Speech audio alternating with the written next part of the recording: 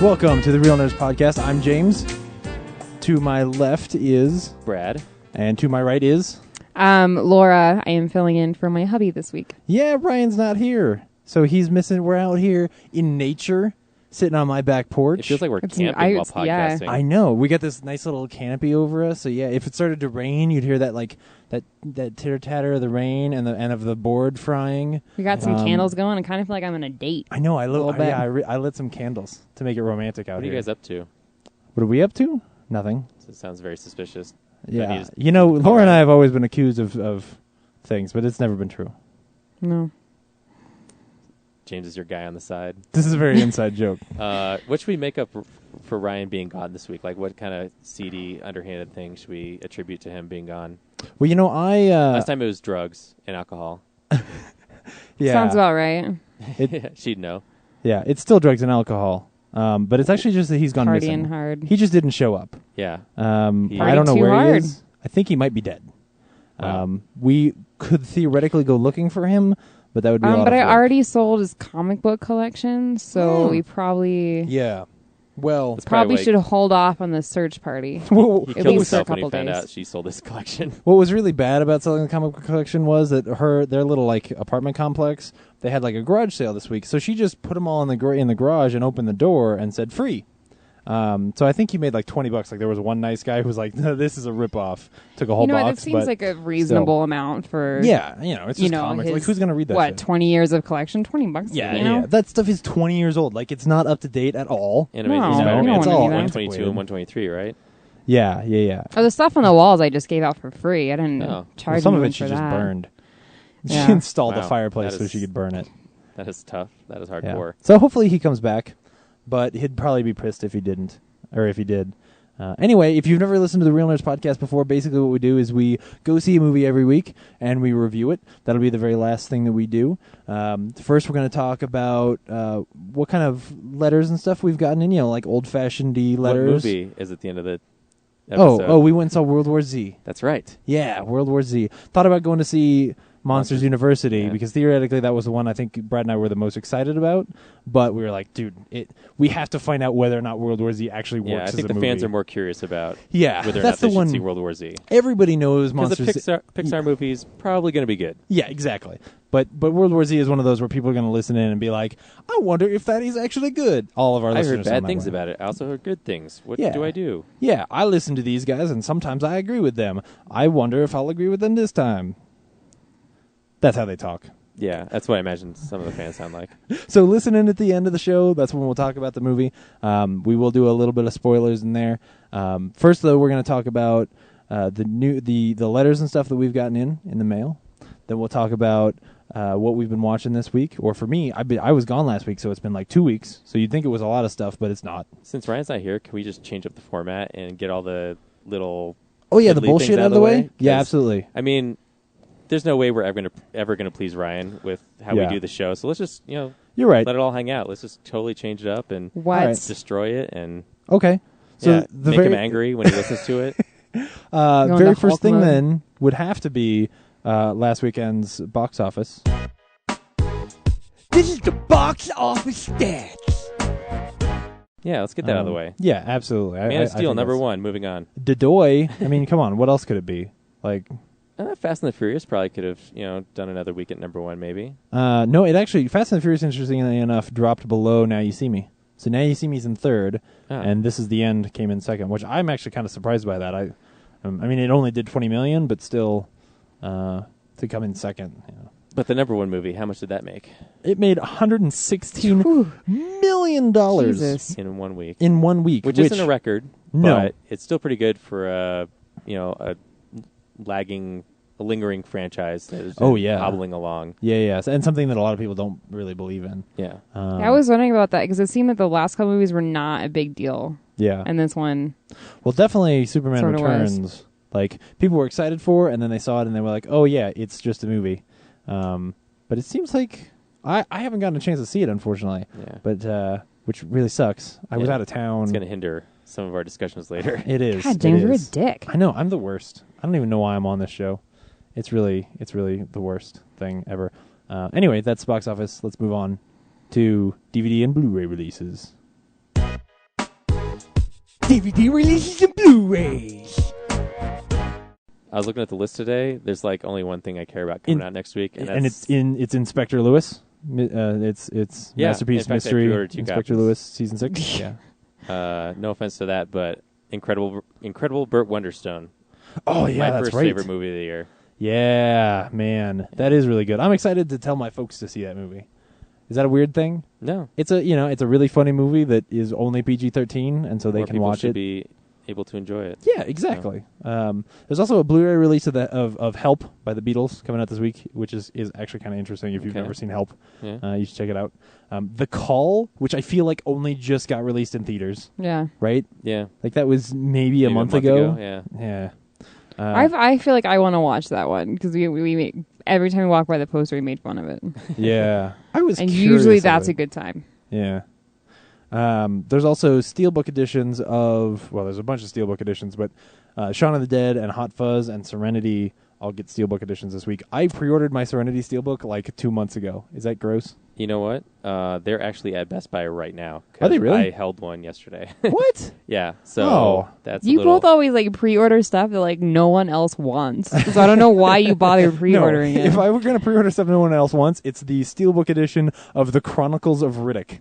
That's something no one else wants. I didn't order that. They have a steelbook version of just the first Hulk, just Hulk. Yeah, you're right. Which is probably the man. only way you'll be able to find it now. Oh. But they do have like Shaun of the Dead and Hot Fuzz, which are things I own on HD DVD that I'm kind of toying with getting a Blu-ray version of because you never know. Oh yeah, absolutely. No, that Yeah, technology's coming back, I think. Think so? Yeah. It's Right coming on. around. I knew it was going to be sometime. It's like 70s fashion. Yeah. HD DVD, it just It circles always back comes around. back. It's You gonna can always sell it to a hipster. I was going to say it's the hipster format Yeah. of a high definition. Yeah, bell bottoms and that like extra drive that you I was plug into enjoying your HD DVD 360. before you guys were enjoying Blu-ray. What's Yeah. up? Even though they came out at the same time. You're gonna buy them and like mount them on your wall like hipster kids do with records. Yeah, frame them. The Mummy has actually a pretty cool looking case. Yeah. The art for that is really good, but Van Helsing's is not. And I That think surprises me. I think that's it. There's a Paul's one. Yeah, Paul has one, but I just mean Scarface. the second season of Todd and the Book of Pure Evil Yeah. comes out this week, which I've never watched the first season, but I guess I should. Is Jason Mewes still in that? Yeah, Or well, is he- I can see him in the background with like, it looks, he's got like something hanging over his shoulder, like a dead animal or something. I could zoom in on the picture, but that would ruin it. I'll probably check it out on Netflix before I actually Yeah. commit to buying it. Oh, absolutely, absolutely. But that looks like pretty much everything from this week. Not a lot. Did we think Box The Office Fartist. Mojo? Oh, The Fartist? Yeah, the fartist. Finally. Yeah. And it looks like anyway. Yeah, that's pretty Brian much everything. Posehn's new stand-up, The Fartist. So yeah, did we thank Box Office Mojo? We didn't. Thank you to Box Office Mojo for all of your stats that we in the last blockbuster. category. Yeah, your stats from the thing, And then digital bits for DVD and Blu-ray releases. Even if your steelbook dates are a little bit wrong, still you should go to digital bits and then click on their thing, and it'll send you to Amazon. And if you buy stuff from Amazon like that, you will support the digital bits and not the Real Nerds podcast. Anyway, that's 2 segments down. You know what segment we forgot? No, we didn't forget it. You in your haste, you wanted to skip it, and that's the thing that'll make Ryan the most angry, that we skipped over mail. Not mail. Oh. What sounds so great with our show? Like what's a great listening device, James? Well, actually, a lot of these people are not listening to the Real Nerds podcast as well as they could, because they're listening on their crappy little Apple earbuds or that big just- obnoxious studio headphones. Oh yeah, fuck those things, man. They don't sound good at all. You know what sounds good? Tweaked audio earbuds. If you go to tweakedaudio.com and you order yourself some really nice tweaked audio earbuds, some of them have wood on them, so you can really look cool. Organic earphones. Yeah. Wood always makes things cool. Or you get the parkour James ones. likes a little wood in his ears. Whoa. Not just his ears, Brad. Let's That's be not honest. true. Yeah, anus. That's not true. Oh, my God. Now my mom can't listen to this episode. She listens every week and then just turns it off about 10 minutes in, like, oh, not again. Yeah, then we're doing our jobs. One of these days. Anyway, you can get the parkour ones with the flat cables that don't tangle as much. They're awesome. And if you put in Real Nerds in the promo code at your checkout, that's REELNERDS. Yep, I spelled it right. You will get 1/3 off of your total order, and they will do the math for you. You don't have to tell them how much they should take off. They'll just do it. God, the future's great. I know. Seriously, who needs calculators when Tweaked Audio will do all your math for you? Totally. Seriously, it's great. Now mail. Okay, let's do mail. Fan mail. I don't have the mail pulled up. Do you? Do we have mail? Because I have some phone call information. It's kind of weird. Little story. Okay, what happened? Okay, so all the calls get filtered through my phone, like it rings, but I don't answer it because the voicemail will pick it up and answer for you, and you can leave your message for us on the show. So it started ringing, but no one left a message. And then it notified me that I had missed a text. And I didn't know our voicemail could accept text messages. Our voicemail can accept text messages? Yes. So I love that. now you have two options on... You can now text as us. if email was too difficult, you can just text us to your phone. Unannounced upgrade to the show. We will now accept text messages as comments. That's right. Same number, Yeah. two different options. Are they anonymous, or do you get the caller ID? I get...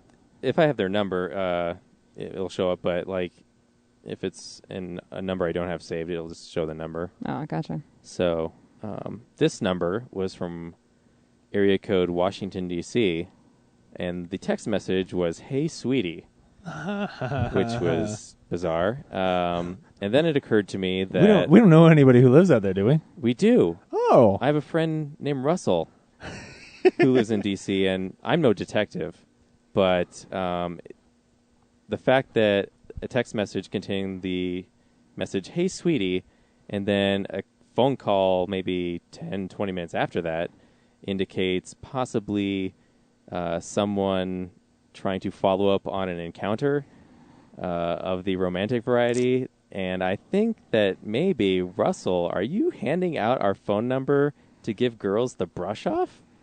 Because... That would be pretty funny. That is... I want to know if if when he hands it out, he writes it out as 720 6 5. nerds 5. Like if he leaves it that way, because if that works for him, if he can go into a bar and hand a pretty lady a phone number and say like, "Oh yeah, my phone number is 720 6 nerds 5." Call it anytime. At that point, you might as well say, "Hey, you want to throw this away for me?" Yeah, exactly. Wow, you have a maybe that's custom why phone people number don't call us very much. as With the word nerds. nerd. Yeah, in it? or just by Wow. chance, like You're the a spirits catch. of fate decided that your phone number needed to spell out nerd in the middle of it. Like that's pretty bad too.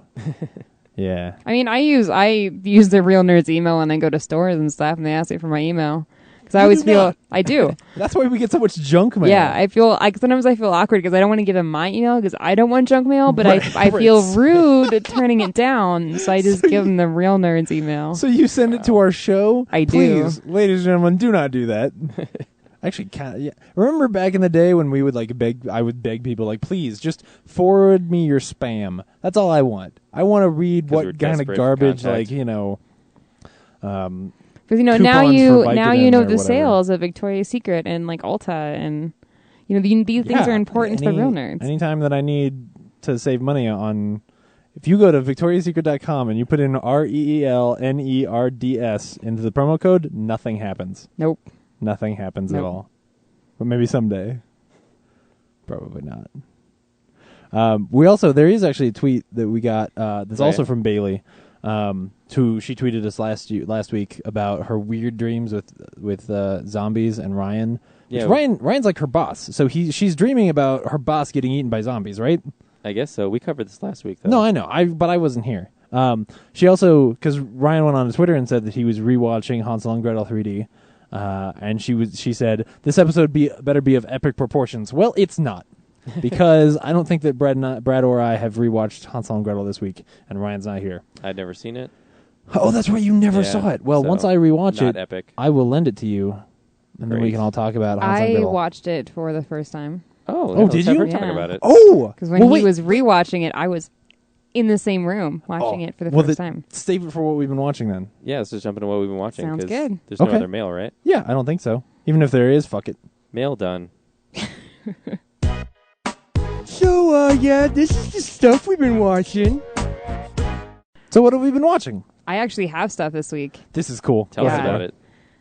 So I watched Hansel and Gretel for the first time, No way. and I thought it was awesome Cool. Oh, good. and super entertaining. Like, if you pay attention to the fact that they have like automatic weapons and shit. Yeah. Like, it kind of ruins it, but if you just accept it as being fun and silly, it's awesome. Well, and the movie kind of knows that. Like, it Oh, yeah, it totally is goes aware. straight towards that and is like, oh, no, you have to accept the fact that, like, they've got weird weapons and You stuff just like roll that. with it. And then there's two Yeah. people of this, like, you know, I'm assuming somewhere in Europe they have American accents out of Yeah. everybody. Well, they feel like they walked out of a different universe. You Yeah. know? Like, they Yeah. feel like they, you know, walked out of a badass movie and into, like, some B-level horror movie.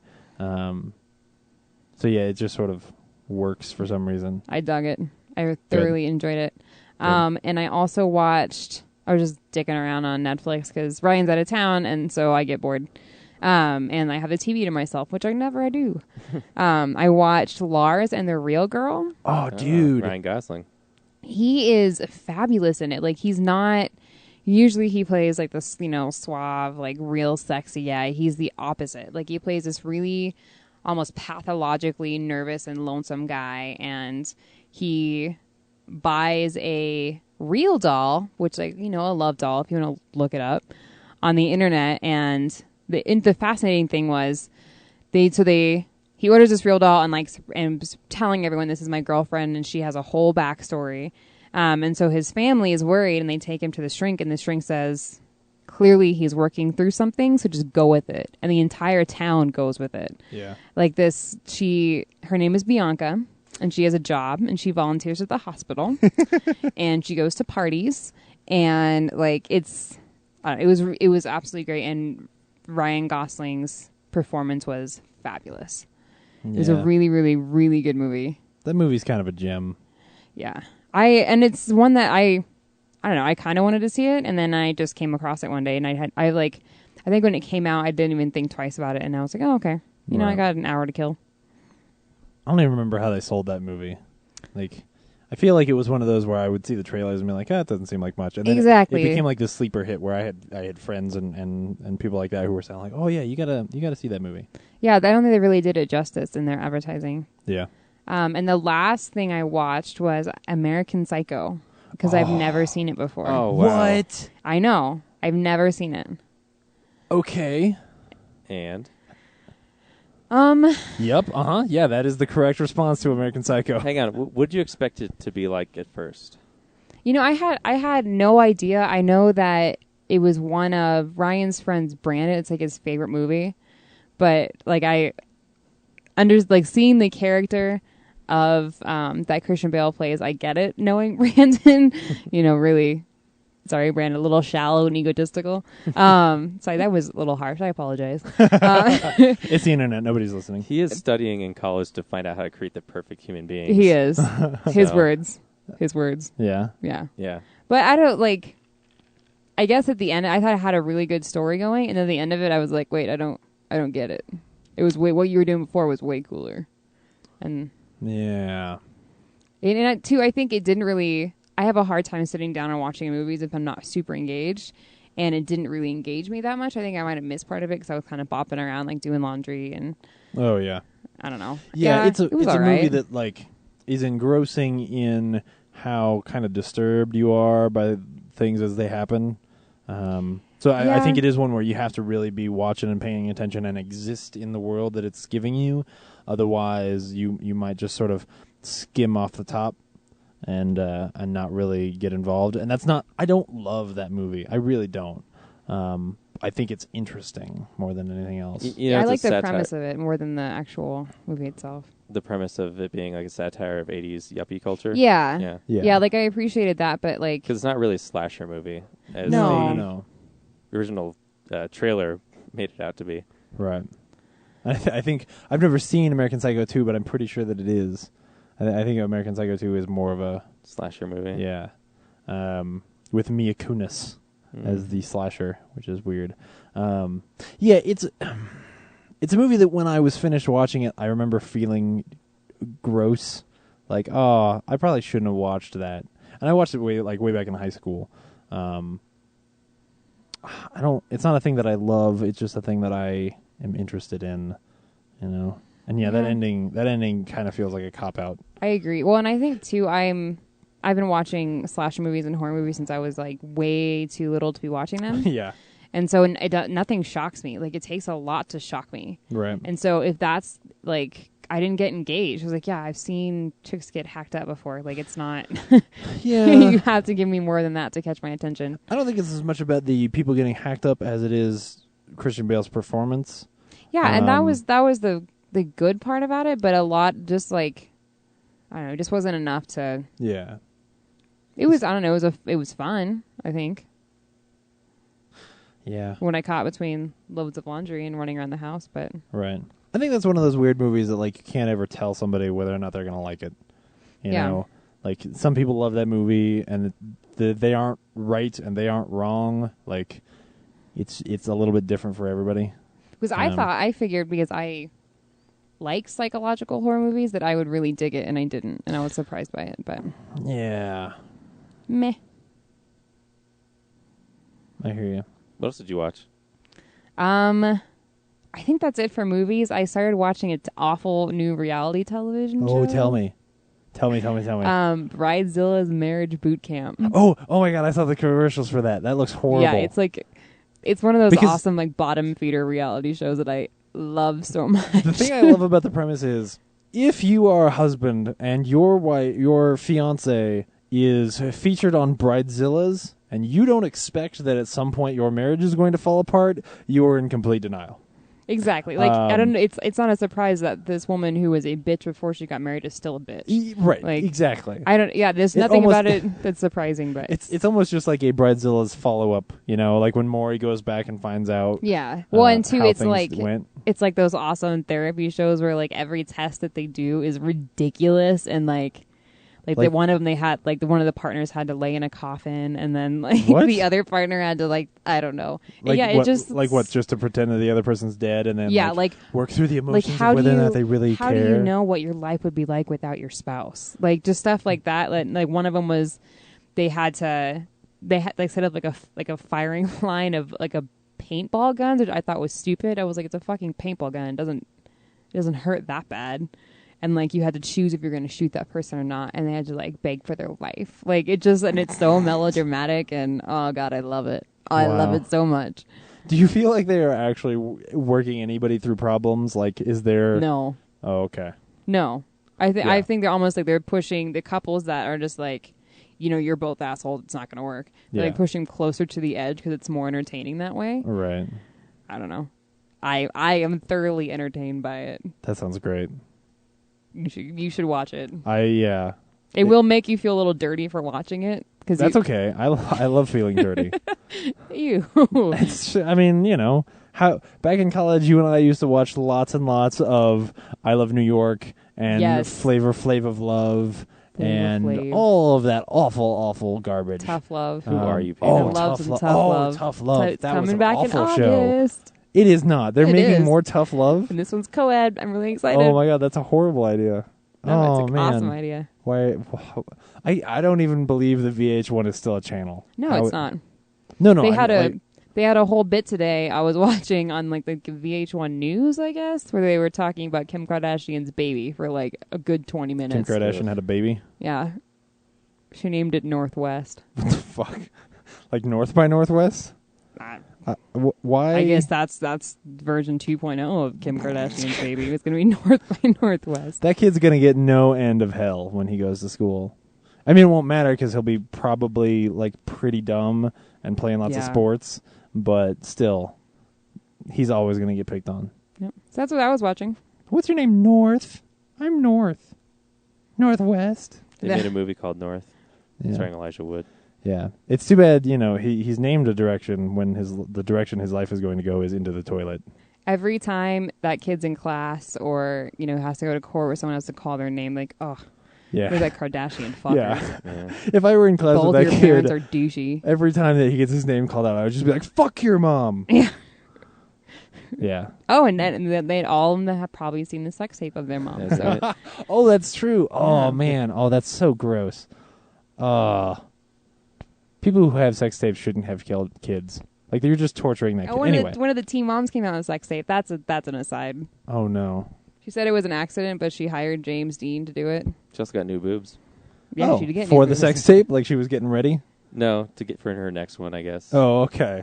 Oh, good. Well, at least Anyway. the sequel will be better. Remember when VH1 played music videos? No. They do. They still do from like 4:30 to 7 in Oh, the do they still do that? When I was growing up, it was all I Love the 80s, which was great. Oh, man, I learned so Yeah. much from those shows. I mean, not useful shit. Behind the but- music. Remember that? Yeah.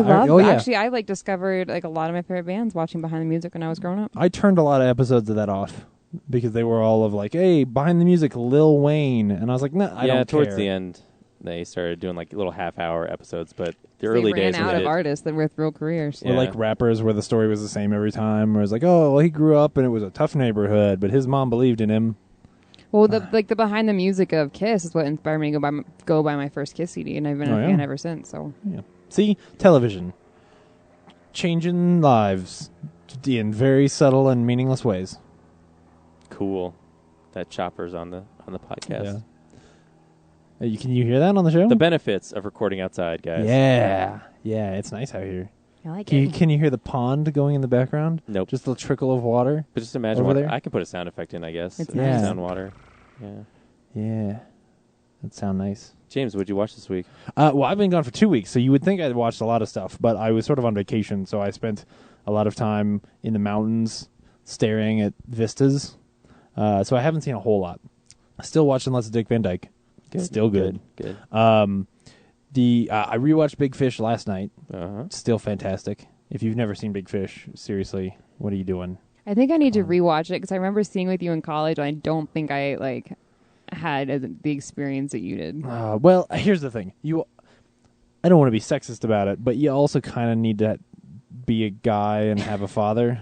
Men don't have emotions. I don't understand why that matters. No, they do. They just they They're do just enough small that by and the insignificant? every Is time that what I you're watch trying that to tell movie, me? by the end of the movie, I am crying, and this was no different. Man, that movie is just real good. I'll have to watch. We have it. I'll have to watch it again. It's the second best Tim Burton movie, straight up, after Ed Wood. Don't look at me that way. I also rewatched Jack Reacher, which I think I liked more the second time. That opening sequence. You remember, Brad, the opening... Wait, did you see it? I did not see it. You didn't see it. Yeah, I well, didn't see it the either. opening sequence of that movie is kind of disturbing, but not as much the second time. You guys were telling me about how there's like no dialogue for a good 20 minutes. Does it yeah. make Tom Cruise look taller? I think it feels like 20 minutes, but when I rewatch it, it's more like 10. And it came out not too long after Sandy Hook happened last year. Last week. Last week, yeah, no, it's been a very, very long week. And so it was a little bit raw, sort of what's happening at the beginning of that movie. But I think with a little bit of distance, it's not quite as bad. Still really well done, though, and I really like that movie. Got a cool car chase in it. And then the one thing that I actually watched this week was a movie called Inside Jaws. If avid listeners of the show will remember me talking about a documentary or a filmumentary, they call it, called Raiding the Lost Ark, which is from this company that, as far as I know, they coined the term filmumentary. They're the only ones I've ever seen do it. But basically, they take a movie and they play the movie, and then in the background, they go and find any audio about that movie that they can, and cut the audio in, almost like a commentary. They'll go and get the deleted scenes and cut them in around the time that the movie that part is happening in the movie. So the movie gets longer than it actually is. As people are talking in the background, as audio is going on, they'll show you like pictures of the things they're talking about, or sketches and art and that kind of stuff. And it's really cool, especially for these Steven Spielberg movies where there's not really a good commentary track on the movie, and people have been talking about the movies for so long, and there's so much content out there that it would be hard to find it all. Interviews with, casting directors and stuff like that. Like, they really find some deep hidden stuff and cut it all into these documentaries so that it feels definitive. You watch this documentary about the making of that movie, and you feel like everything that has possibly been said about that movie from the people who were involved in making it, and every story that they have is in that filmumentary. And it's really cool. And it's such an easy watch because the movie's going at the same time. It's kind of like a commentary where you are being entertained while learning about that movie. I want to see this for every movie that I love. If only because it's a really easy way to become more of a historian about the movies that I like, Did you didn't watch it? Have you seen either of those, Brad? I've never even heard. Yeah. Well, you've heard about Raiding the Lost Ark because I've talked about it on the show. Yeah. But you should totally check out Inside Jaws. It's really cool. It's something you could like turn on in the background like a movie commentary and not necessarily always pay attention to. And it's still really entertaining. So check that out. And the whole thing is online. If you go to Vimeo and you just type in Inside Jaws, the entire thing is for free online. Wow. Yeah, exactly. So go check it out. Brad, what'd you see? Well, since I saw Man of Steel last week, I decided to go back and rewatch the Donner/Lester Superman movies, Superman 1 and 2. But because you haven't watched them, the things that I want to cover, I can't talk about without spoiling the movie for you. So, well, you mean since I haven't seen Man of Steel? Yeah. There's some comparisons I want to make, but they're going to spoil some key plot points for you. But I will say that, people really revere those two films as being like quintessential comic book movies, and they are. They're, but they're a product of their time. Oh, yeah. And there's things like, like all the nitpicking I've been reading about Man of Steel, like plot holes and stuff, are not that much different from the fact that Superman, in the Donner Superman, he will jump out a window and just change costume with a fade effect. Yeah. I kind of go with the fact that maybe he's so fast you don't see him change clothes, but again, like where did he leave the suit he was wearing? And just like special effects wise, it's dated. Oh yeah. I don't think anything about those movies stands up as well as the score. Like that score is still that. I was thinking about going back and listening, watching the movie without the sound to see if it has the same impact. I don't think it would. I think that score propels that movie to another level. And I think the score. What's up? John Williams. John Williams. Yeah. And it's one of those that now, because it is so iconic and one of his best well-known scores. Yeah. I mean, behind your Raiders and your Star Wars, obviously. That it's one of those that I think when you go back, it has this touch of nostalgia that gives it even more of an oomph than it did when you first saw that movie. And I also watched the special features for the movie, all the making of stuff that they had on it. And speaking of the scores, like John Williams was talking about, I don't know if it was John Williams or some other people involved in production, but they were talking about how if you listen to the theme, it sounds like the theme is saying the word Superman. And so I started to apply that to all of John Williams' themes. Like, do they sound like the title of the movie? So it's like Jaws, Jaws, Jaws, Jaws, Jaws, Jaws, Jaws, Jaws. Or, Star Wars. Star Wars, Star Wars, Star Wars. Now, but now you're just singing the song. You can with do the that words. with like any words. Yeah. It's kind of depends Nightmare on Before syllables. Christmas. Nightmare Before Christmas. Because I was doing Indiana Jones, and then I realized that when he made Indiana Jones score, it was called Raiders of the Lost Ark. Right. So Raiders of the Lost Ark worked better than. Yeah. What else? Like Jurassic Park works. I don't know. It's kind of interesting. Stupid. That's it's silly. stupid. It's a stupid thing. Sorry, Why guys, do you it's even stupid. talk? I'm Shut sorry. up. I got Come nothing on. to say. You boned me with not seeing Man of Steel, so I'm sorry. I wish it's been really weird. I guess I could talk to you about Downton Abbey. When I hold on a second. Since you weren't here last week. When I was out of town and I was like checking my phone and seeing like little bits of news and stuff about people talking about Man of Steel, it was really weird to know that the internet was talking about a movie and I hadn't seen the movie. Like that's for 2 years we've been doing this, and I am not used to that at all. Not used to being behind the curve. Yeah, I'm not comfortable being, especially this far behind the curve. So yeah, you watched Downton Abbey. I did. I'm so excited. And you haven't listened to the episode either, where No, I said it was. I don't want your guys' review of Man of Steel to color my opinion of Man of Steel. So Before you see it, yeah. But what I said on the show was that Downton Abbey is as though people who love the movie Gosford Park and wished to become like there was this TV series of it. Yeah, is what that show is. Oh yeah, straight up. It's not terrible. It's a well-made, well-written show, but I'm not entirely invested in it yet. Right. Yeah. It got interesting when there was a murder in the second episode. Uh huh. How far in are you? I think I'm in episode 5. Okay. The one girl and her cousin have started making out. Yeah. Yeah.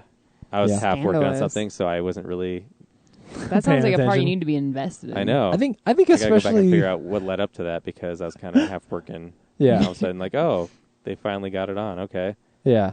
Why? I think Where did the attraction suddenly come from?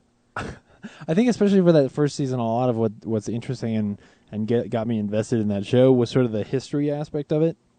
The way that they'll talk about the way that the estate works, the way that little bits of history will work itself in. The whole thing in the first episode about the Titanic and sort of the way they approach talking about the Titanic and how they react to it and all that stuff, and how different characters react to things like that. You know, Mary being a complete cold hard bitch at the beginning of that show and softening throughout it, I think is what I get invested in. But it is also totally a melodrama, and if you aren't invested in a little bit of romance, you're not going to stick around with that show.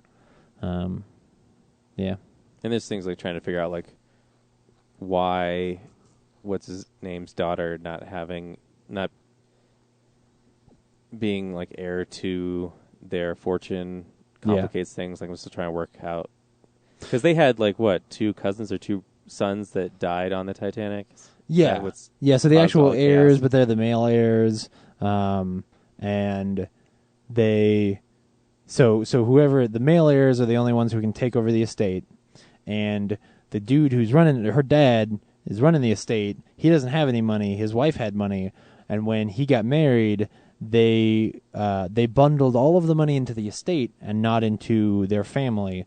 So whoever gets the castle gets the money. So what it means is unless First you get their the castle, daughter, unless then their you daughter, get the money, then you get the abbey. I don't know. unless their daughter marries the guy who's the heir, she will get nothing. So that's the problem. See, so the Very family doesn't complicated. have any money. The estate has money, and the estate Complicated. goes to the heir. Complicated. I think it's interesting. It isn't. I'll keep with it. Yeah. I'm just not totally like, oh my god, Oh yeah.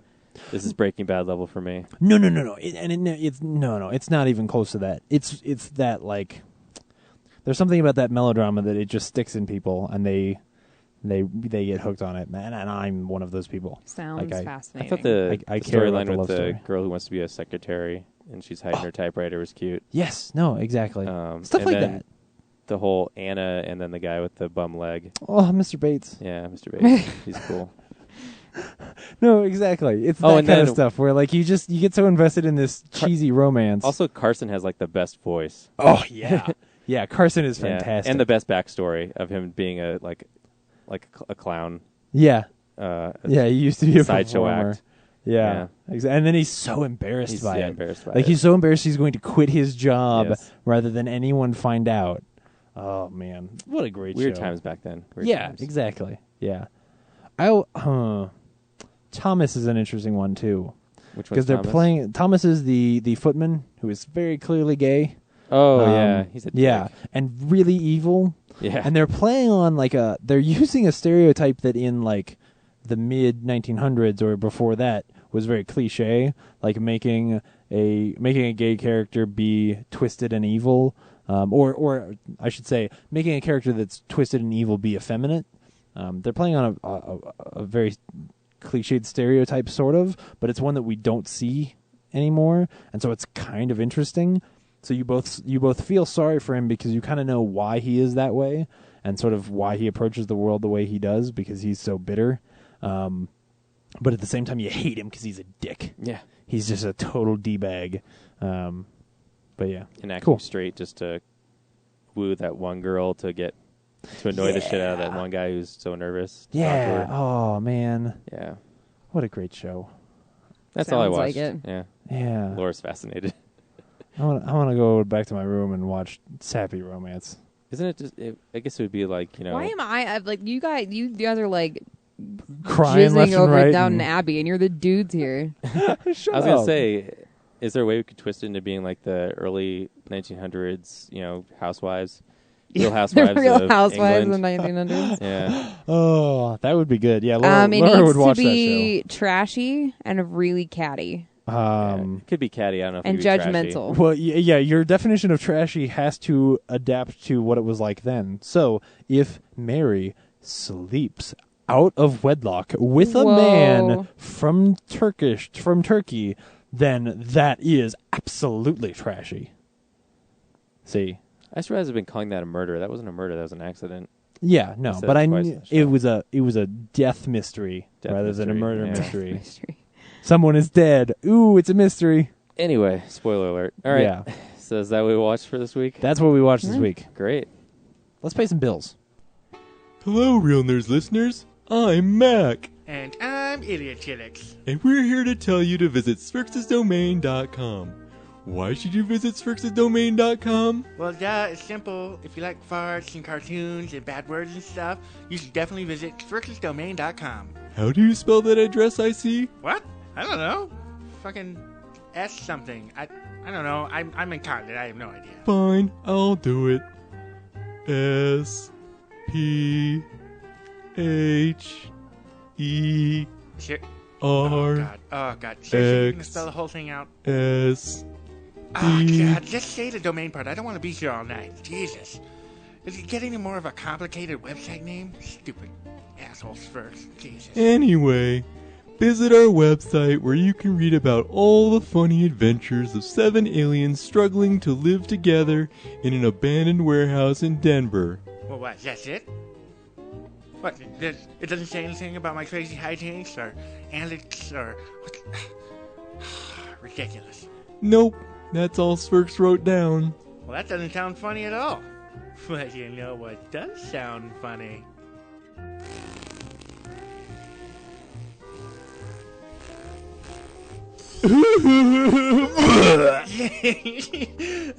Gross. Oh man, I'm Oh, hungry God. again. Oh, it's so disgusting. Oh, Schwartz is gonna be pissed when he sees what you did to his office. Hey, what are you guys doing in my office? It smells like puke and farts in here. Go to searchdomain.com. Bye. SphinxesDomain.com. For barbecue that can't be beat, try Birdman Barbecue Sauce. Available and original and spicy. These robust, full-flavor sauces have the awesome power to kick your taste buds in their face. And for that smoking taste on everything you eat, try new Birdman Smoke and Rub. Caution! Meat left unrubbed may suffer from flavor performance anxiety. You can pick up Birdman Barbecue at local area Ace Hardware stores, Ruff's Barbecue in Golden, and the Danny Cash Hot Shop off Broadway. You can also like us on Facebook at Birdman BBQ. My man spider sense is tingling. Hey, look, it's Man Spider. How's it going, true believers? When I'm swinging through Colorado and I need comic books, I head to Arvada, Colorado, to Colorado Coins, Cards, and Comics. Oh no, the teal troll is attacking me. My son's in danger. Will no one help him? Oh no, it's Man Spider. Colorado Coins, Cards, and Comics, the whips the competition with great deals on back issues, 50% off, hold slot, 20% off list price. You want sports memorabilia? They got that too. Where are you going, Man Spider? The teal troll still has my son. Here's web in your eye. Oh no, I'm bested by Man Spider again. So visit 6700 Wadsworth Boulevard in Arvada, Colorado, and tell them the Real Nerd sent you. All right. Thank you, sponsors. Yeah. Thanks for. What's our helping next us out. segment, James? News. It's real news! News you got for us, James? Well, since I was gone last week, somebody had to die to make this week really sad. Way to go, James. Yeah, I know. This is all my fault. And especially this one sucks. James Gandolfini died this week. Yeah, it's a bummer. He was a little too young. Which, yeah. Brad, were you a big Sopranos fan? Did you ever watch it? I've never. I think Yeah. I maybe watched an episode, like a third party sort of way, but Yeah. I never got into it. It was good. It's funny that is, of course, the thing that he is most well known for. Even though, Burt Wonderstone. He was in Burt Wonderstone. He was in Burt Wonderstone. He was in Killing Them Softly, which we watched for the show. Yeah. He was in one of my favorite performances of his is in The Mexican with Brad Pitt and Julia Roberts, where he plays that hitman who, spoilers, but he turns out to be gay, and it's a fascinating character that he's got. And there's more to that. I didn't spoil everything about that character. That's a really good movie. You He should also go see does it. a voice of one of the Wild Things and Where the Wild Things Are, which Oh, I yeah. thought was an interesting Yeah. choice. He's in True Romance, Yep. which is one of my favorite movies ever. And Crimson Tide and Zero Dark 30. He had a prolific career. Yeah. Cut short by a bum heart. Yeah. If Brian were here, he would make a joke about the fact that, like, come on, of course he was going to have a bum heart. Like, he was a big guy. You know. But that's what happens. Well, that's what I thought too. I was like, when Yeah. they showed a most recent picture of him, I was like, wow, he Yeah. probably was not doing the best things for his body. Yeah. But even if he was like making an effort to try and lose weight or trying to take care of himself, like that doesn't always control that stuff, you know. No, and a lot of times too, by the time you get to that point, like Right. the damage is sort of done. Yeah. It's too bad. It's 'cause he was unfortunate. really It's good. very sad. Yeah. If Ryan had made a joke, then I would have been like, "Bada bing," and then throw like a little chime sound in there. Oh, but yeah. that's not gonna happen. Yeah. You'd have to I'm edit. glad it didn't, Brad.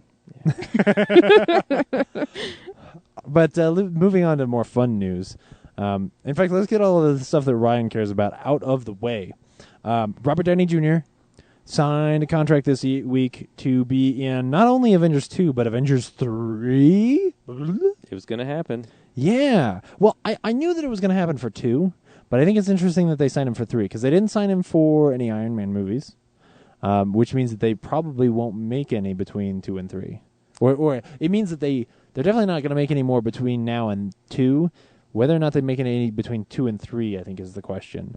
I think Hollywood just loves trilogies. They're easy to market, so Yeah. 3 of anything is a good deal. Yeah. There's 3 Iron Man movies. They can set that aside and focus on 3 Right. Avengers movies. But, I mean, especially with that character who is clearly the most popular of those characters, to not throw another Iron Man movie in there in the middle. But It's too that's much. also... Like by the time Avengers 3 comes out, it'll be like, what, 2018? Yeah. Yeah. And he'll be another... He'll be math, older. 5 years older. Yeah. Well, I just wonder, like, how far can they push that series? And that character, like, how do we know where they're going to leave the character at the end of Avengers 2? Yeah. If you have to come up with a whole plot for another movie and then have him still be available for Avengers 3, that's going to be difficult. Yeah. I mean, they've already made it. The Iron Man trilogy has made it hard enough for them to put him in Avengers 2. It's slight spoilers for Iron Man 3. That I can see why you would just say, you know what? Hopefully by the time we're finished with Phase 2, we can focus on Ant-Man or Doctor Strange or some of the other characters that they want to make movies out of. Luke Cage, I don't know. And try to make those popular characters or try to make maybe Captain America the most popular character, something like that. And try to get all of the weight that Marvel has off of Iron Man so that they can sustain this in the long run. That would make a lot of sense, you know. Because if it's all dependent on Robert Downey Jr., then the series is not going to work. But that's cool. I'm going to go ahead and chime in with my husband here. He would disagree. He would say that Robert Downey Jr. can carry anything, including Ryan and his strong arm. Forever. Except for the fact that he's going to get older and he doesn't want to do this forever. And He's already almost 50. Yeah. So How old can you be and still play like an action star? by the time Avengers 3 comes out, he'll be like 55, 56. Yeah. Pushing 60, so... Which would be cool. What if they told a story that was exactly like The Dark Knight Returns, where like he's super old and his heart's giving out, but he's still got to Iron put Knight that suit Returns, on, yeah. and putting on the Iron Man suit just wears out his heart and he dies at the end. Oh man, Iron Man 4, ever. Get on that screenplay, James. Yeah, To absolutely. work. They're gonna hire me like next week. Speaking of, we'll go into Spider-Man. They announced release dates this week for Spider-Man 3 and 4, which means that they are... We don't even have 2 yet. Yeah, Yeah, I think that's jumping the gun a little bit then. it They're is. so confident that 2 is awesome. Yeah, they are so confident that what they have is going to work. And we always knew they were going to at least have 3. Because even if the second one flopped a little bit, they're still going to want to make a Spider-Man movie. Because if they can polish the next one up a little bit, that third one up a little bit, they'll still make a lot of money. I mean, look at the first trilogy. You know, well, the middle movie did really well, but still. And I don't have a problem with Iron Man 2, but people consider that a stumble. Yeah, They still got to 3. exactly. So. Yeah. They also announced that Mary Jane Watson is not going to be in the second movie at all. Interesting. They cast her, but she's not going to show up, which is weird. Because Mark Webb decided that probably because there's a 3 and a 4 now, the story is way too overblown to accommodate her. Yeah. Which I think is interesting because I feel like if you're going to kill off Gwen Stacy, you introduce that character beforehand so that it doesn't feel like... So that in the sequel, you don't feel like, oh, yeah, well, we killed off his love interest in the last one, so we have to introduce a new one. Here's the replacement. Yeah, Well, exactly. maybe Mary Jane's going to make it through, too. Yeah. I'm sorry. Or Gwen Stacy, you mean? Yeah. I would not be surprised if she did. I could see them, especially now if they're talking about a third or a fourth. I mean, I could see them doing that in the third one, which I always kind of felt like was the right thing to do. Partially just because I love their chemistry in the first one so much. I don't want her to die. Damn, Emma Stone's agent's good. Not yet. Yeah. You need to keep her on for 3 more movies. There was an interview with a woman whose name I don't have in front of me, who is in the movie, and the interviewer asks her about whether, like, how excited she is for everybody to see her as the Black Cat in Amazing Spider-Man 2, and she sort of stumbles on the question to make it seem like she actually is Black Cat in Amazing Spider-Man 2. Felicity Jones. Yeah, is the name you're forgetting. Right. I don't want to see Black Cat in a... There's so many characters in these movies now. Yeah. Especially if they're doing Electro and if they're going to do some kind of a Hobgoblin. And the Rhino. And though this Green really... Goblin. This really makes me feel like they are not going to have... That the Rhino is going to be like, opening scene, he fights and defeats the Rhino, we move on, the Rhino's not in it anymore. Yeah. Because, especially if you're going to introduce the Black Cat, maybe as sort of another little love interest kind of, thing, so that there's some conflict there, especially if there's no Mary Jane in the movie, then you need to not have other villains as well. I think Ryan's right. I think they are pushing for the Sinister Six. That would be cool. That would be seriously cool. Not in this next movie, but maybe by the third one. By a fourth one, yeah. Third or fourth one. You sort of start introducing the Goblin in 2. Then in the third one, you totally get a Goblin movie, and he kills Gwen Stacy. And then the fourth one, all the villains, total Sinister Six, and they all fight Spider-Man, and it's crazy epic. And it's the most insane thing anyone's ever done. It makes Avengers look like, kid and play. Interesting pull. I don't know why. I don't know why I went with kid and play. Wow. That would be really cool. I'd love to see that. Did you see that trailer for the Lego movie? What? I saw the announcement of the Lego trailer movie. Yeah, no, you should watch it. It's dumbfounding. I'm not entirely sure if it works or not. It's funny. Maybe I'm a little behind here. I don't. How do you make a plot line out of a building toy? So there's a guy. He's a Lego, and he's in a whole world full of Legos, and he has to save something. Something bad is going to happen, and they're all going to get melted down. He's going through all different kinds of places, like the city or like castles and stuff. And he runs into like Batman. Batman saves him at one point, and he has like some little quippy lines with Batman, and he really wants a Batmobile. So it's like an adventure movie, but everything in the movie is Lego. It's like Wreck-It Ralph, only Lego. Dude, that sounds awful. I actually think the trailer kind of works, but it's the animation that I think is weird because, of course, they're all Lego people, so they don't really get to move very much, and they're not very articulated. And I think that's why the Lego video games work so well, is because you can make them with animation that's not killer. Because it's Lego guys, you get away with it. I don't know that that'll carry over in a movie. I think the most bizarre thing about it to me is that they have the rights to all of this stuff, like Batman, where they can have these characters pop into this movie. And play around with these characters that, like, in mainstream film are precious, and we can't mess around with Batman. And there are other ones in there, I can't remember them now. But the licensing of it, the licensing is tightly controlled. Yeah, There's probably Harry Potter ones and Ninja Yeah. Turtle ones. Yeah. I didn't see any Ninja Turtles. That would be cool if the Ninja Turtle showed up. I think I read that they were in there. Yeah, I'd bet. I don't know why Lego would waste any of the ones that they have. I'm sure there's going to be some Star Wars stuff in there. Oh, yeah. You know? I don't get it. Written by the guys who made 21 Jump Street. What I really want to see is like the old Legos, like Blacktron and Magnetron. Oh, and yeah. Space Police. That's what's really cool about it is because I'm a huge Pirates. Lego guy. Like in the background, you'll see little stuff like a guy in one of the old space helmets, and the strap that goes under his chin is slightly broken. You know, like everybody's old space helmet chin straps were. Stuff like that are clearly nods to people like me who played with Legos all the time. And let's be honest, you still do occasionally. Yeah, you know.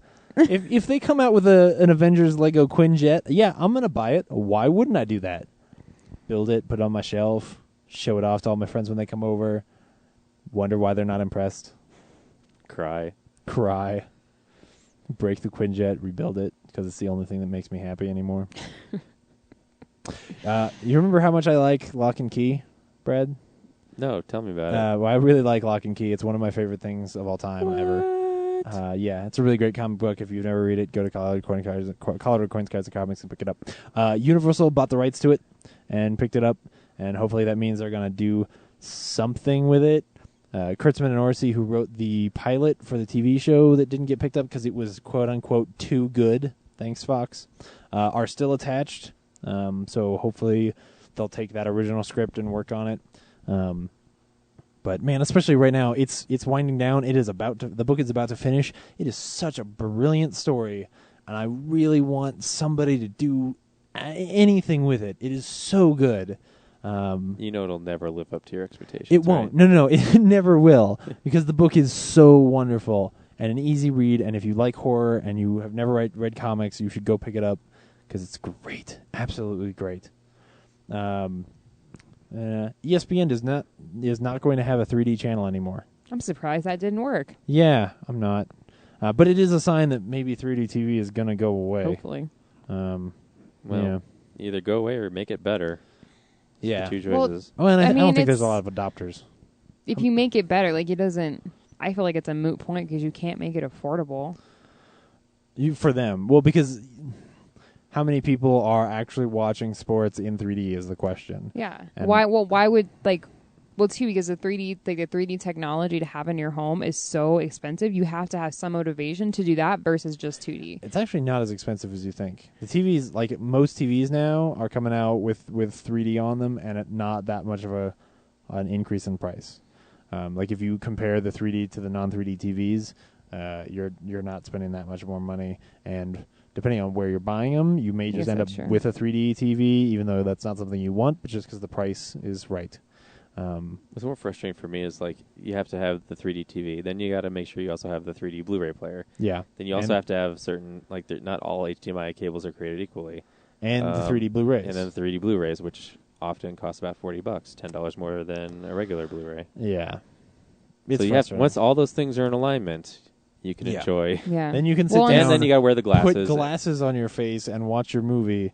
And usually you get a 2-pack, and if you want 4 people to watch, you got to buy another set of like $100 glasses. See, you have to make it. You have to justify for the consumer to purchase all that crap. Yeah. Yeah. Which I don't see. Especially to watch sports, like. Yeah. I doubt that ESPN was making that much money, and I'm sure that they, in order to make this decision, they did a lot of research to find out whether or not anybody was actually watching that channel, and found out that they weren't. So, it's probably a sign that maybe 3D is actually going to fade away, at least in the consumer market. You know, I haven't looked at the stats recently on how many tickets did Man of Steel sell in 3D, and is that still on the decline like it was 2 years ago? That's the interesting stuff. You know, when Avatar 2 comes out, is anybody really going to care about seeing it in 3D? Is Avatar 2 ever going to come out? Hopefully not. Every 10 years. Every 10 years. Yeah. So, unless he actually goes back and starts making Terminator movies, since he's got the rights back. Anyway, very last piece of news, and the most exciting thing. I know. It was a lot of news. It was 2 weeks of news. But this is the most exciting thing that I think has happened in the last 2 weeks. Dumb and Dumber 2's coming out? Fuck no. Come on. We already had Dumb and Dumber. We had that one. People no, that was Dumb and Dumber, the prequel. Yeah. Oh, that's right. This is Dumb and Dumber 2, the sequel. When it's spelled T-O because they're dumber. See? Get it? Yeah, I got it. Thank you, Phil. Okay, good. No, Marty Noxon, who's one of the Buffy the Vampire Slayer writers and the writer of what was that movie that we loved from a couple years ago, the vampire movie with what's his face? Oh Fright my God, Night? Fright Night. Yeah. She wrote Fright Night. She just got signed to write the new Tomb Raider movie, which I think is the most brilliant selection for a writer that has ever happened.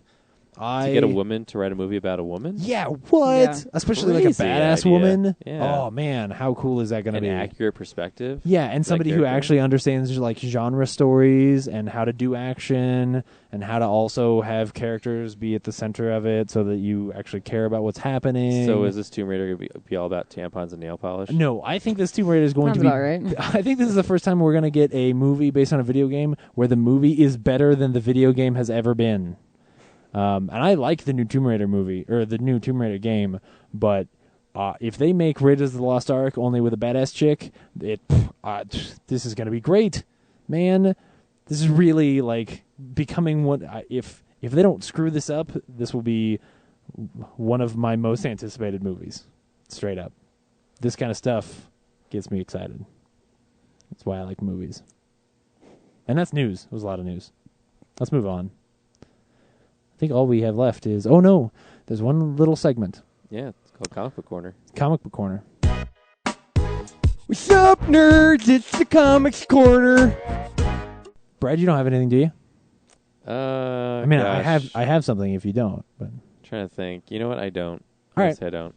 There was just... Last week, there was a one-shot issue of American Vampire.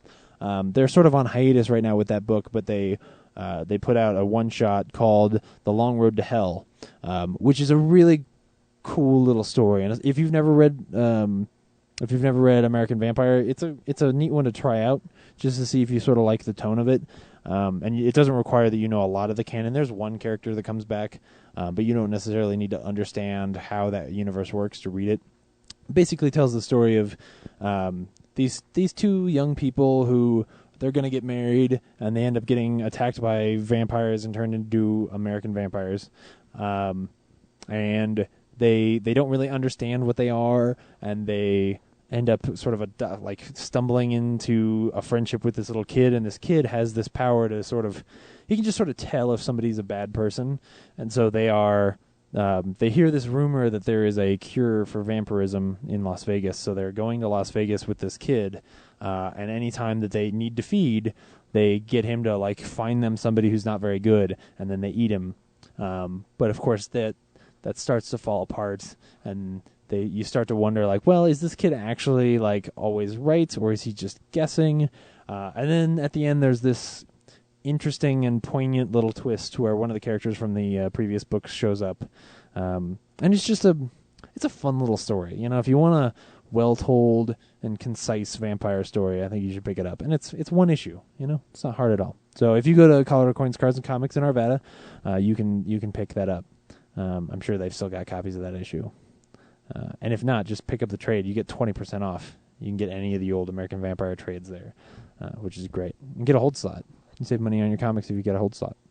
So this week we saw World War Z. Laura, Or World Wars, as I like to call it. Laura, should people go see World War Z? Absolutely. Brad, should people go see World War Z? Meh. Ah. I didn't think the CGI on the zombies was particularly at the level of quality we are capable of now, and it ended abruptly, I thought, and I just wasn't all that invested in it. Didn't capture my imagination. Yeah. I'm going to say yes. I think it's really interesting. I agree with you that the CG is not great, but even if I didn't always care about the characters as much, what's kind of cool here is that it's sort of telling, much in the tone of the original book, because from what I've heard, it's sort of telling these little vignettes about zombies. And yes, there's a story that ties it all together, but you almost get like 4 or 5 different little zombie movies, and I think that's cool. They tell what's one thing I particularly like about the book, which it's more of an homage to the book than it is an actual adaptation. It tells you, because a lot of zombie movies are like, you have this guy running from the zombies and you really hope he doesn't get eaten. But this sort of gives you like what would you do on a plane? How do you kill the zombies? What do you do to cure it? Like things that other zombie movies don't talk about. Yeah. And I just thought it was entertaining, and I was totally invested the whole time. And it's very fast paced. I liked one part in particular was that I love that they had. I mean, yeah, the CG wasn't great on it, but you saw the hordes. Yeah. Massive, massive hordes, which you don't really get to see very often, and I think that brought a whole new level of terror to it. Yeah, usually you end up seeing like 20 of them, and they imply that like the whole world is infested with zombies, but here you really get the sense that like entire cities are falling to zombies. Yeah. No, it's not as convincing because the CG is not good, but I think what they're going for is interesting. So yeah, I would say check it out. But first, let's listen to the trailer.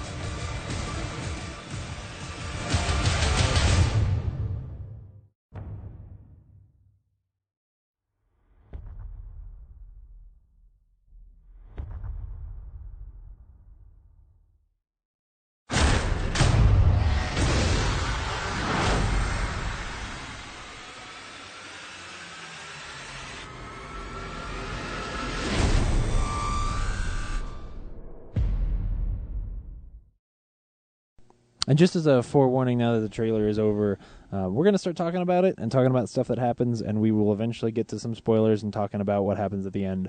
So if you do want to see the movie, real quick, pause it and run out and see the movie and then come back. Anyway. I'd also like to take a moment to clarify that I have not read the book, so my only frame of reference is the movie. So. Yeah, neither have I.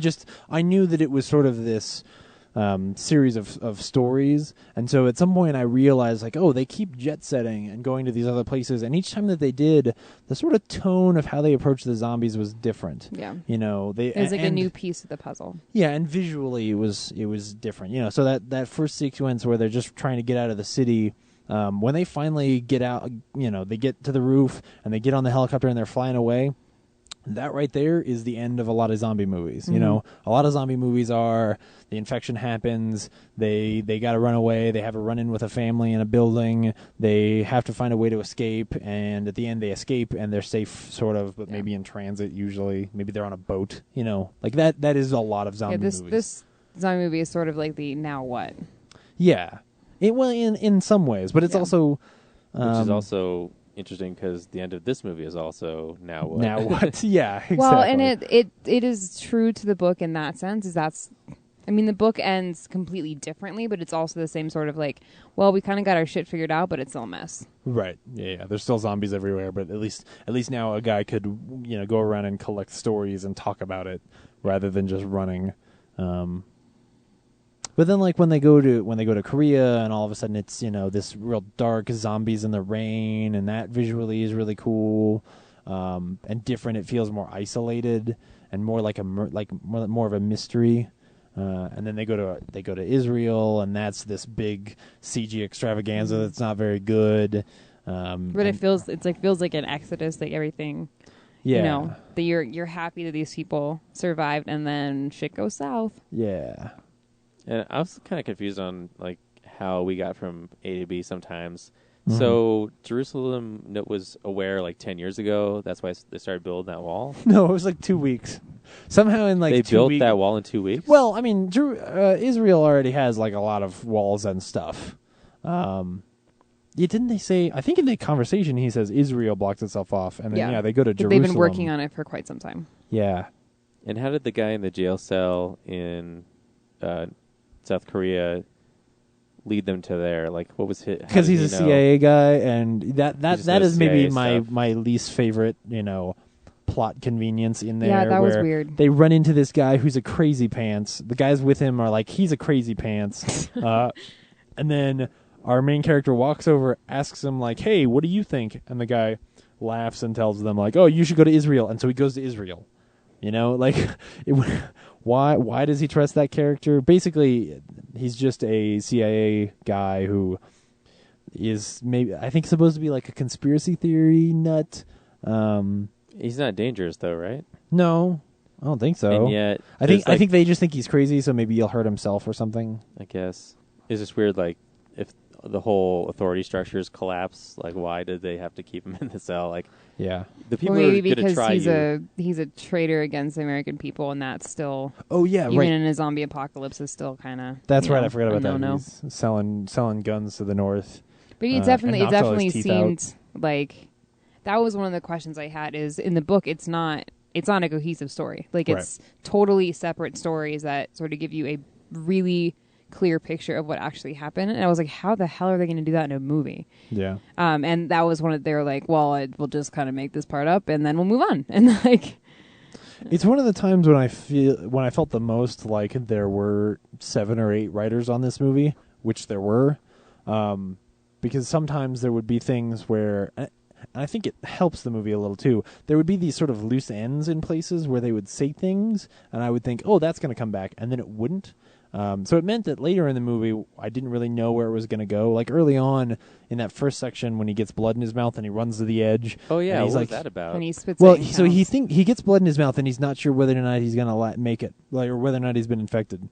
So he runs to the edge of the roof, and he counts. And when he gets to the 10 seconds, he knows, okay, I'm not changing. And I think his plan was, if he started to feel weird, he was just going to jump off the building and kill himself. Save his family. Because he was like, I'm not going to let them get infected or anything. So that was the test. But then when he first gets on the boat, there's this guy in the background, or the like doctor sitting in a circle. One of them says, well, about 5% of the population doesn't show signs of infection right away. So 95% of people, when they get infected, within 10 seconds they become zombies. But there's 5% of people out there who don't. And I was like, they never followed up no. with that, yeah. And I kept thinking that would come back. So I thought, like, okay, he's going to turn in the end. Or the Israeli girl who loses her hand, like, she's going to turn on the airplane or something like that.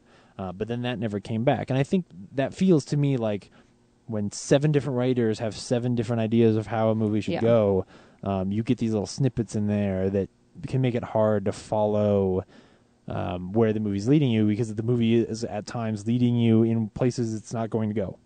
Well, and it seems like a lot of the things they try to like hit the parts in the book that they talked about, but sort of like glossing over it. Like the scene in the plane, that's what I thought they were going to do. I thought that chick was going to change in the plane, but instead they had like the little dog barking, and the little dog was alerting everybody, because there's a part in the book where they train dogs to sniff out zombies. And so it's sort of like a little bit of a, hey, remember this happened? And then they just moved on. Which, what happened to that dog? Did he get sucked out? Oh, yeah. Oh, yeah. Okay. That dog went splat. He was trying to help. He was an obnoxious dog. It deserved it. Oh, he's adorable. He was cute. Actually, no. That dog. Fat chihuahua. That dog strapped itself into a seat and then woke up with like a big barb through its side. That was really grisly for some reason. Just leave that one zombie girl who was strapped in her seat there? Like, I would hope they hell smashed yeah. her brains and then went to the city, and she's not just kind of sitting out there waiting for people to. Yeah, I don't know. That's a I'll question. say this: one of the things that bugs me the most about this movie is that it's PG-13. Every time that they would shoot away from the gore, Yeah. or really pull their punches, it felt very obvious. Yeah, absolutely. I think the worst when it was like, when they're in the lab and Brad Pitt's beating a zombie with a crowbar, and you don't Yeah. see you don't see below his waist. Like it's Yeah. really. And it almost felt like it It's was shot in such a super way where they were forced. going to have cross shots of like, super gory brains getting beat in, and then Yeah. they decided like, oh well, let's just use the top shot and never show you the bottom. It feels Hey, Brad, ineffective. Can you act like the crowbar's stuck in his skull? Yeah, exactly. Stuff like that, where I was just like, why am I not seeing that? And it ends up sort of sapping it of any of the tension or the effect that The brutality of that the situation beating they're in. somebody to death with a crowbar is supposed to have.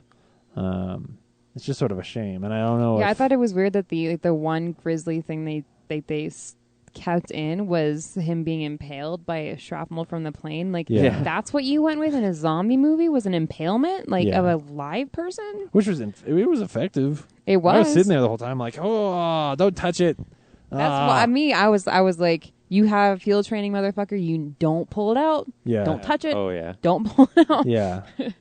Well, but then he had to drop out of that height thing, so Yeah. he had to Fall on it. roll so that he wouldn't fall on that side. Oh man, that was pretty bad. I was really afraid that they were gonna really reveal that the way you defeat the zombies is to not run from them, that they are like cows, and that they basically only chase things that are also running. Mm-hmm. And I was like, this is gonna suck. If that is the way you defeat zombies, is to stop being afraid of them, I was like, oh, come on. So I was glad that it wasn't that. I think it's a pretty creative way to defeat zombies. Uses some science, which I'm sure isn't very good. No, it's not. But yeah, but I like it. I like the tension of that moment when he's gonna inject himself, but you don't know what he's gonna. He has no idea what he's doing. Well, I was thinking, like, especially once he had the clipboard that he could write messages with. I was Yes. like, why don't you write? Which one? Ring Call the me if this phone. works. Yes. Yeah, ring the phone if this is the one I should be taking with me. Right, I know. The whole time I was so frustrated. He puts up, "Tell my family I love them." No, if you don't succeed, they're all gonna die. There is a Like- better way to use that tool. Yeah. Right? Yeah. Because if I at first, that's what I was thinking. And I was like, well, how is he gonna, does he have a pen and paper? Is he gonna be able to give them a message or talk to them in any way? And then he has it, and he shows them assignment. I was like, yes, Like he's could gonna even do it. probably get the message across just miming it. Like, Yeah, call me. and people on the podcast can't see what They we're doing, can't see. so Yeah, exactly. We have like phone hands. Yeah. We're pretending and there's he's a looking phone. into the security camera and just like that, and then pointing back at Yeah. the phone that he just talked to you on, Right. Because you gave him the passcode. Yeah, like do a hold up the drug and hold up a thumbs up, and then like say, call me if yes, or don't call me if Yeah. no. Yeah, it And obviously seems they obvious. can't go specific because it's too far away to actually like. I guess you could put the You bottle totally right up could. to the Yeah. camera. I Well, guess, yeah. and they sort of saw like where he pulled stuff from. So if they like that big rack of stuff that he pulled out, if that was pulled from the left one, then they know that one's bad, and if it was pulled from the right one, they know it's good. So if he held that up, then they were like, oh yeah, that one's good. Then they could call him. This seems obvious. Come on, Mm-hmm. There's a better plan, Brad Pitt. But apparently it worked out because he just got like another injection and he was fine. Yeah. That's what I was wondering too. I was like, okay, you have pathogens in this lab that have wiped out millions of people, and you have one science has certainly come a long way, but a lot of this shit, like, there's a reason why we vaccinate for it, because if that's the only thing we can do. If you get sick with it, you're done. Like, what did he get that, like? Oh, and then I don't know, me being the sciencey person, I was like, so is it the antibodies they smell? Because he's not sick anymore, but he's what? Like, I don't know. Well, it's the dogs know when you're sick somehow. Yeah. Like if you feel bad, they come up and they're like, "Oh, hi." How did So, however dogs do it. Yeah, that's how zombies do it. How did the scientists in like Wing B there screw up, and like all I saw him was like mime that he like, oh, my hand. Like, what did he do to infect himself and they get that whole wing infected? I don't know. He probably Well, cut it himself looks on a like petri he was dish. he was like playing with zombie blood. He was just and toying stuck around with himself. Yeah. Idiot. And somehow cut himself. I think what's weirder is, okay, so you have a huge infection thing, and you have this big lab and all this stuff, and you don't have it sealed up in a way that if one person is infected, that person can actually infect everyone. Yeah. Like, come on. Lazy. Way to go, World Health Organization. Get your shit together. Come on. There's also this point at the beginning when they're in the car, like stuck in traffic, and the cop drives by and knocks his mirror off his car. Yeah. And then, because of the trailer, we're expecting, okay, that one truck's going to come by and sideswipe the next cop. I guess that's going to show up. But that whole street is just stuffed with cars. How did that truck get to that point without alerting anybody that they were moving? It was moving cars out of its way. Yeah. Just surprise. I bet the cars the cars move out of the way perfectly not to disturb the cars in front of them. I bet so that they can get hit and not disturb the cars in front of them. Right. I bet J. Michael Straczynski wrote that part because he doesn't give a shit about continuity. Yeah.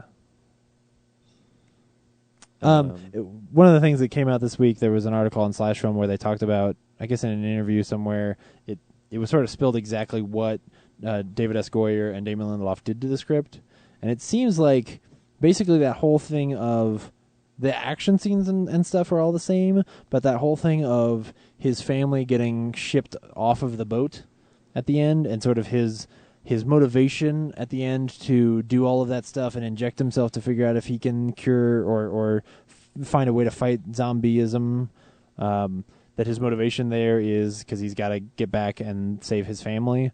All of that is the stuff they added in. So I guess they had to film some sequences early on, and I think it works. I think without that, it would be kind of clunky. I think that ending would fall apart because you wouldn't really know what his motivation was anymore. Because once he's sort of failed 3 times to figure this thing out, why is he working so hard to put himself in more danger? You know, yeah, why his not family? go, If his family is safe on the ship, why not go back to the boat and say, hey, or maybe just realize if I don't figure this out, anywhere we go from here, we're doomed. Right. I don't know. We're the last. Yeah. We're the last in line. Which he should have. He could have just done that in Korea after the guy they sent him with shot himself in the head.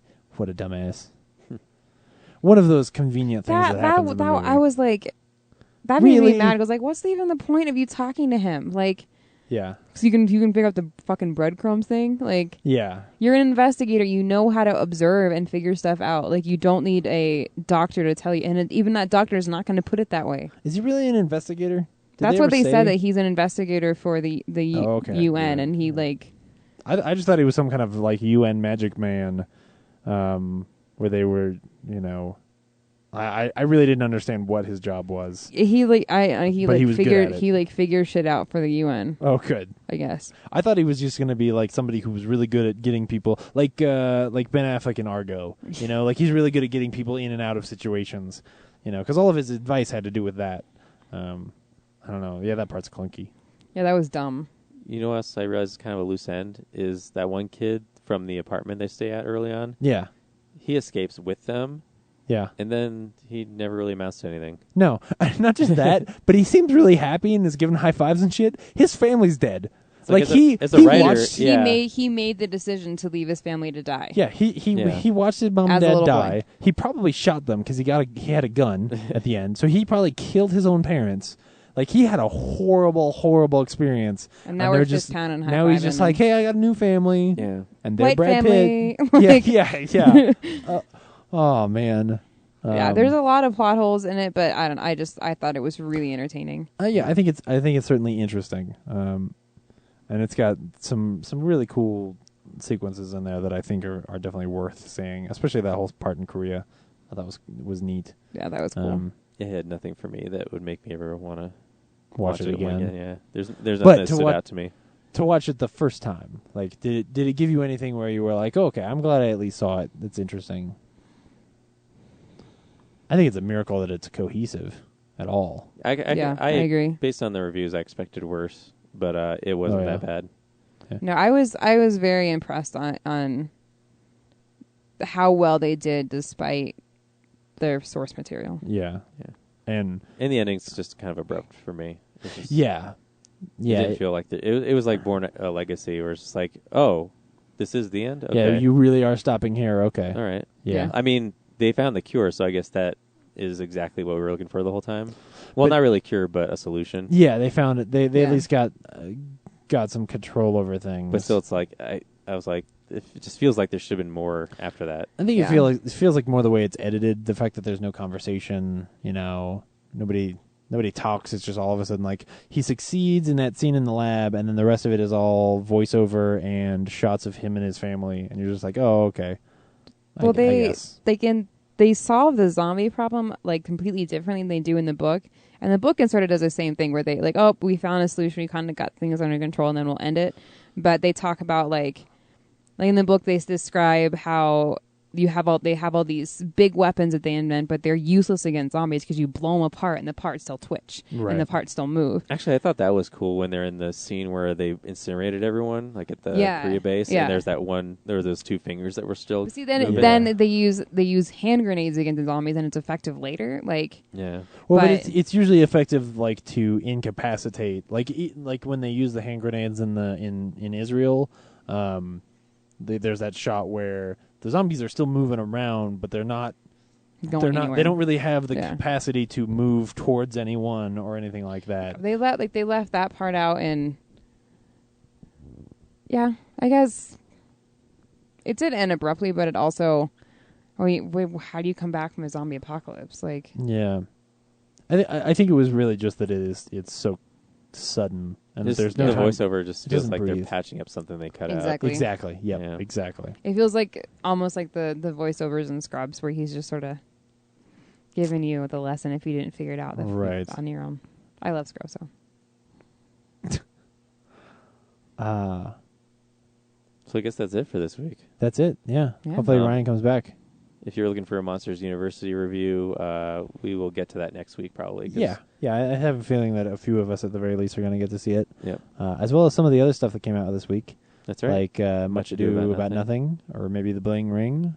There's all kinds of stuff. Hopefully I'll get to see This Is the End and Man of Steel this week. Yeah, please do. I look forward to some time. Maybe squeeze Kon-Tiki in there.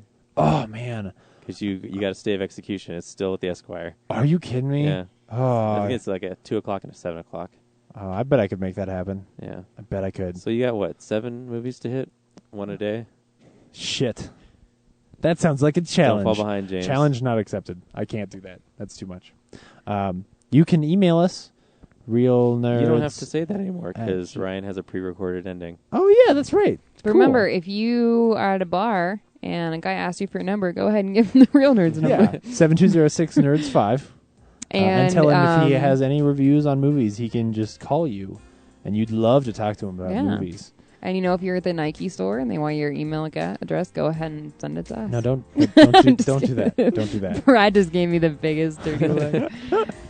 Oh man, just kidding. We're gonna end up having to change our email address because of all the spam. Awful. That would be the worst. Oh god. Well, so I think we covered everything. Yep. Bye. Thanks for listening. See you later.